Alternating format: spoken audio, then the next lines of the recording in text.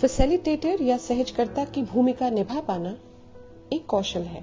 यह सीखा जा सकता है और अभ्यास पर निर्भर करता है। इस भूमिका की आवश्यकता हम में से किसी को भी अपने व्यवसायिक जीवन में पड़ सकती है। अपनी टीम या बाकी लोगों के साथ जुड़कर काम कर पाना और उनकी चर्चाओं को दिशा दे पाना, यही एक सहजकर्ता की मुख्य भूमिका होती है। जीवन कौशल के सत्रों पर काम करते समय अध्यापिकाओं का किशोरियों के साथ जुड़ना बहुत महत्वपूर्ण बात होती है। आसान होने के साथ साथ ही असरदार फैसिलिटेशन के कौशलों की जानकारी बालिकाओं को विषय के साथ जोड़े रखने में मददगार हो सकती है।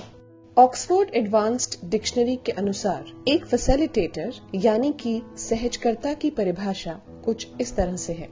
एक व्यक्ति जो किसी समूह को क्या करना है यह बताने की बजाय उनके साथ समस्या पर चर्चा करके सलाह देकर उन्हें अपना काम आसानी से करने में मदद करे। इस परिभाषा में 3 महत्वपूर्ण चीजें शामिल हैं। पहली, एक फैसिलिटेटर किसी समूह पर नियंत्रण नहीं करता, बल्कि कई तरीकों से उस समूह को अपना काम करने में मदद करता है। जब समूह को किसी कौशल या जानकारी की जरूरत होती है, तब फैसिलिटेटर एक प्रशिक्षक की तरह उनकी मदद करता है ताकि उस समूह के सदस्य उसे हासिल कर सकें। जब समूह अपने अंदरूनी टकरावों की वजह से ठीक से काम नहीं कर पा रहा हो, तब फैसिलिटेटर एक मददगार की तरह एक कार्यशाला करता है ताकि उन टकरावों को सुलझाया जा सके। कई दूसरे मामलों में फैसिलिटेटर समूह को सलाह देता है कि वे किसी समस्या को कैसे सुलझाएं। हालांकि यह सलाह सीधा हल नहीं होती, बल्कि किसी हल को हासिल करने की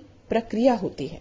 दूसरा, समूह कार्य के लिए एक फैसिलिटेटर की जरूरत होती है। अगर किसी व्यक्ति को मुश्किल हालातों के पार पाने के लिए मदद की जरूरत है, तो उसके लिए कोचिंग या मेंटरिंग जैसे तरीके लागू होंगे।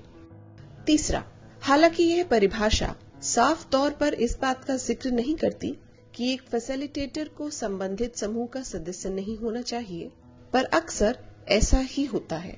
जिस समूह के आप सलाहकार होते हैं या सहजकर्ता होते हैं, आप अक्सर उसके सदस्य नहीं होते, पर हमेशा ऐसा जरूरी नहीं कि आप उसके सदस्य न हो, क्योंकि कई बार एक अधिकारी या टीम में मौजूद सीनियर को भी सहजकर्ता की भूमिका में आना पड़ सकता है। किसी भी समूह को फैसिलिटेट करने के लिए निष्पक्ष हो पाना एक जरूरी शर्त होती है। संचार कौशल। लाइफ स्किल सत्र को बेहतर बनाने में प्रभावशाली संचार की अहम भूमिका है। एक शिक्षक व सहजकर्ता होने के नाते आपकी जिम्मेदारी है कि अपनी कुशलता के जरिए इनका विकास बालिकाओं में करें। इनमें ध्यानपूर्वक सुनना, खुलकर बातचीत करना, संवेदनशील शब्दों के इस्तेमाल और शारीरिक हाव भाव को समझना शामिल है।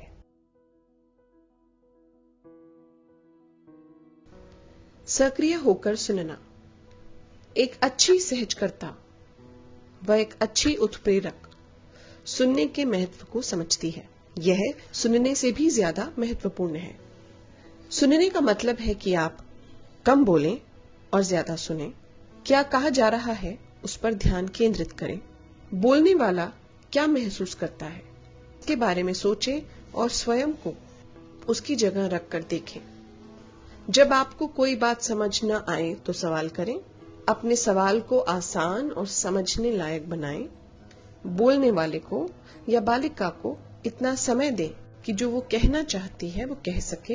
बोलने वाले के विचारों पर प्रक्रिया दें, बोलने वाले के ऊपर नहीं। आपने जो सुना उसे दोहराएं व ईमानदार रहें।